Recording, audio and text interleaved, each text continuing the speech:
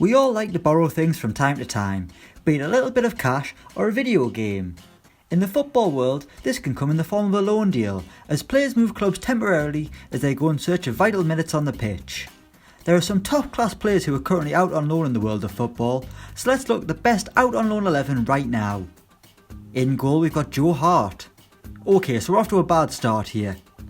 Joe Hart's loan move to West Ham hasn't gone well at all, with the England international not even first choice at the London Stadium anymore, losing his place to Adrian.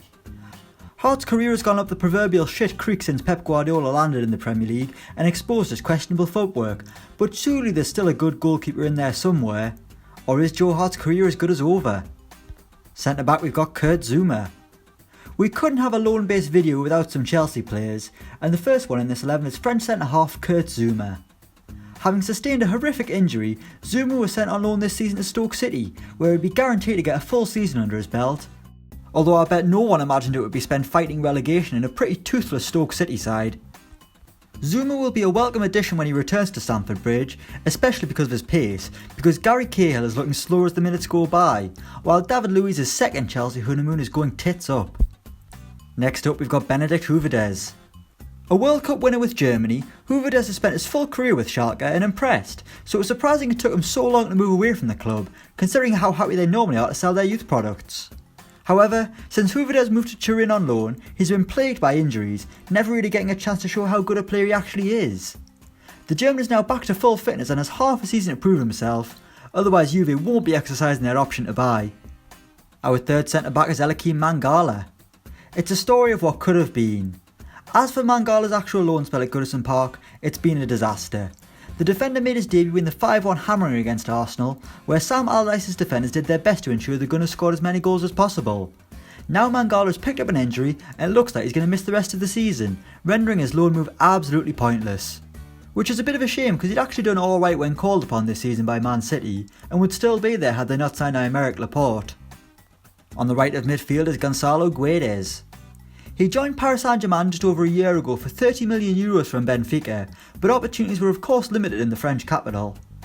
With PSG strengthening their squad even more last summer, Guedes was afforded a temporary move away from the club, joining Valencia, where the Portuguese star has shown exactly why he cost PSG so much money. Guedes has looked at home at the Mestalla and has played a huge role in Valencia's sublime season in La Liga. The question is, where will Guedes be next year if there's still no room for him in Paris? In the middle we've got James Rodriguez. The footballing world was shocked when it came out that James Rodriguez was leaving Real Madrid on loan, joining Bayern Munich for 2 years, with the 2-year loan deal becoming common practice among some of Europe's top teams. The Colombian was out of favour at the Bernabeu, but he's now back to his best in Germany, winning the club's Player of the Month award for January, with word circulating that Munich want to make the deal permanent, as long as he can maintain this level of performance of course. Next up we've got FRANCK KESSIE. Another player who is currently in the middle of a 2-year loan spell is FRANCK KESSIE, who swapped ATALANTA for AC Milan last summer.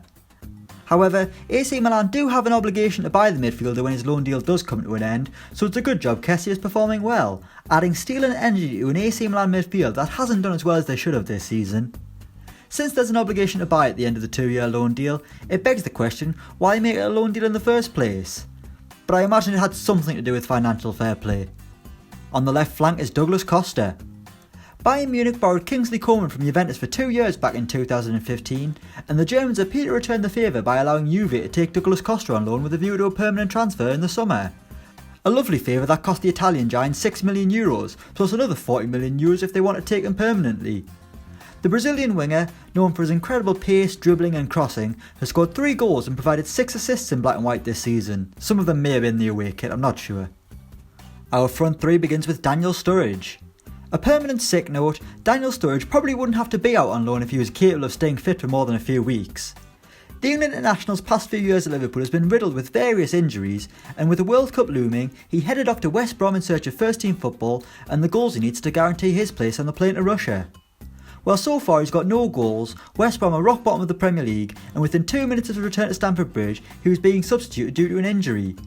As they always say, the more things change, the more they stay the same. Next up we've got Michy Batshuayi. The Belgian's face just didn't seem to fit at Chelsea.